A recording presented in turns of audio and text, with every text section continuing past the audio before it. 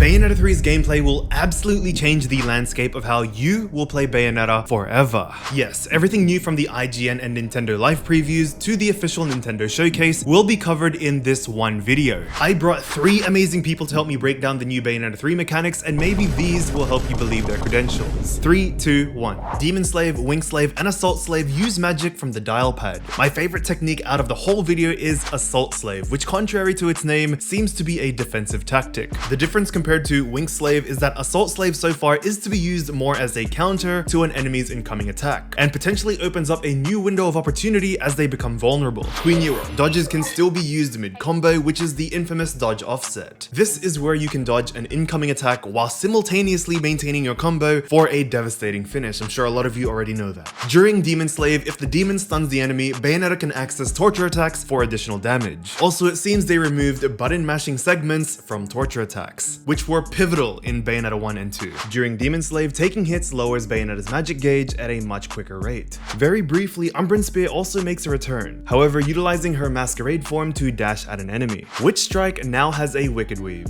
through her masquerade form. In the IGN preview, the scene opens with Bayonetta taking the Yamanote Line, which is absolutely making me miss Japan. And on that note, the borders are going to open soon, oh my god. But thanks to my guy Makaza, he found the actual train line reference, and we get to see how detailed the designers made Bayonetta 3. Please Makaza, take a photo for all of us over there. But in the next cinematic, we finally get to see Bayonetta's serious mode come back. Oh my gosh, I can't take it. And judging by the speed of this button mashing QuickTime event, and if they are going with Kamiya's direction like how they did in Bayonetta 1, the speed would indicate that this player could be in standard mode. Also, in this scene, it seems to not deplete your magic gauge when taking damage, though it would be fitting if it did in expert mode. The loading icon redesign also showcases a beautiful, almost 4th dimensional Tesseract-like pattern, which reminded me of Defender Strange's glyph, which could indicate a multiverse. But stop! This video is meant to be about gameplay, oh my god. But wait. This time around, the main antagonists are the homunculi, a species who can erase things from existence. Doesn't that sound like... The real power of Lord Aesir, the god of chaos, is nothingness. The power to erase anything and everything from the world. Even the very eyes that created it. No! I'll come back to this world someday. So if you're lucky, maybe we'll meet again, love. Little one, I'm not little, and I have a name. It's Aesir. You then get to a verse where you are competing in the same fashion as you did with Diomedes. But this time it is Gamora, and at the beginning, and with boats for heals in sport mode. But you also have this kaiju fight scene gameplay, which is the 3rd style of gameplay that is packed within just the prologue. I'm so glad this was shown in the preview because it proves that Madama Butterfly can be summoned in other places other than the Shibuya chapter, as long as the space physically allows it. This is a dream come true, since I've always wanted that ever since fighting Young Balder's summon. 2 things caught my eyes the most. The improvisation bonus, which looks so beautiful, especially during a perfect witch time. Finally adding something that will reward and encourage different styles of playing, and not my Zenitsu style of punch kick punch the whole way.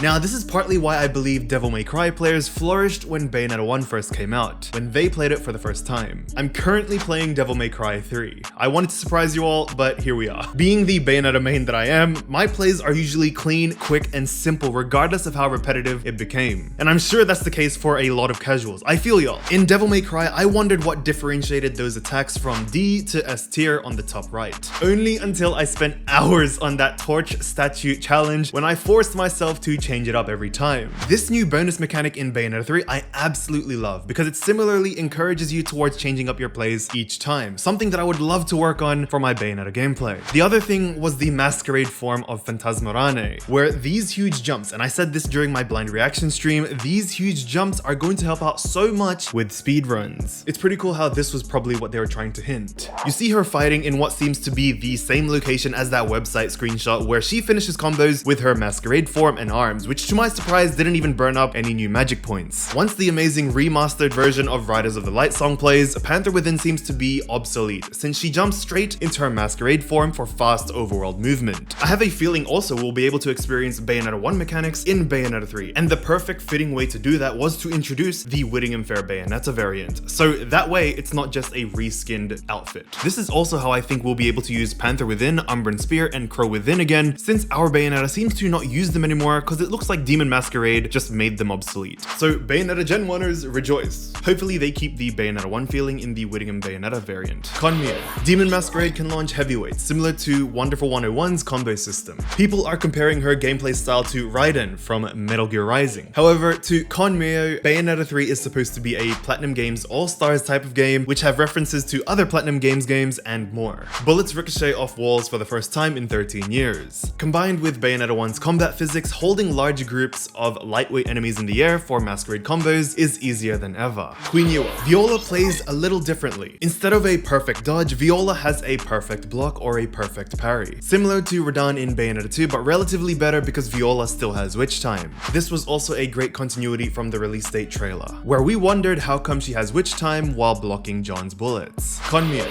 Demon Masquerade is more of a reworked Umbran Climax, where it replaces combo finishers, but you can also cancel moves into it, meaning an instant weave launcher. Although Chrysera, I'm sorry if I did mispronounce your names, mentioned that Masquerade is not a reworked Umbran Climax. It's a visual rework of Wicked Weaves, with new movement options and other undetermined oddities. Pause the video right here if you'd like to read into their example. It also seems Tetsuzanko is no longer what it used to be since it's now a hand push. Viola can also charge her attack similarly to Shiraba, but only being able to throw it after what looks like a full charge. We can now see Viola utilizing the Y button, which is her equivalent of Bayonetta's default shooting in the previous games. Instead of guns, she throws projectiles like her magical pins or daggers. Lorena, when you change your weapon set, instead of it being on the bottom left, it is now on the top left by your health bar, at least by default. Also, the button commands during Demon Slave have changed from the 2021 trailer. They were initially on the dial pad, but now they are on the center of the screen. While in Witch Time, the clock arm does not appear on the screen anymore. Kamiya. Equipped demon weapons like G-Pillar, as shown here, will take away a Demon Slave slot, because you cannot summon a demon and wield it at the same time. Demon Slave is not a rhythm game, and for the record, I only said it looks like Drum and Fun. It runs on an input buffer system, meaning your button presses won't actually activate until your demon finishes its animation. This encourages strategic demon setups so as to not cause your summon any harm, as your demons cannot move when attacking. This is something Scalebound tried to do. Demons have combo routes, but if you do the wrong inputs, then they will just keep repeating the same attacks over and over. Torture attacks no longer rely on a full magic gauge. Instead, you have to stun an enemy before doing the input. It's brief, but G-Pillar's combos can be dodge cancel. A euphoric experience in the NintendoLife Preview is when we finally see the homunculized introduction screen of Iridescent. Kamiya. Throwing the word iridescent into both Hindi and Sanskrit translators, neither of the results look like this, suggesting it is a made-up language for Bayonetta 3, who is ranked with the Mega Aerial Raid unit. And surrounding it are these beautiful pods which are a nice hallway parallel to that library intro from Bayonetta 1. I like to think that this is from the major antagonist's lair. This is where and how it segues into that Gamora riding scene, which is a cool parallel to Bayonetta 1's opening. In that opening, Gamora rises from the portal from the skyscraper but ends up breaking its contract, while in this scene it showcases Bayonetta's improvement to controlling her demons. But what really caught my eyes in the preview are the alternative verse sections. Waterblast in our Raccoonity Discord managed to point them out to be coordinate, and thank you Krillian for sending this to me, and also thank you Waterblast for sponsoring and boosting our server. Literally, there are so many possibilities on what this feature is. I like to think of it as being one of the following scenarios. One, it was that online rankings feature that showcased what part of the world you are from, and that is where you are recording your rankings. Or two, it's part of the campaign mode that shows which part of the story you are in. It's kind of far-fetched because I don't realistically believe they made chapters for all of these parts of the world, since that'd be a huge job, unless they'd like to surprise me. Or three, are these the potential Alfheim, Muspelheim portals, or the secret verses that you have to do now, hence the term alternative verses? Then they'll find a way to link it to the Alphaverse for lore points. Yuyo, Kon, and Lorena, I couldn't have done it without them. And luckily, I don't need to be the best at the game if I have the best community. I'm rockin' and never get disheartened.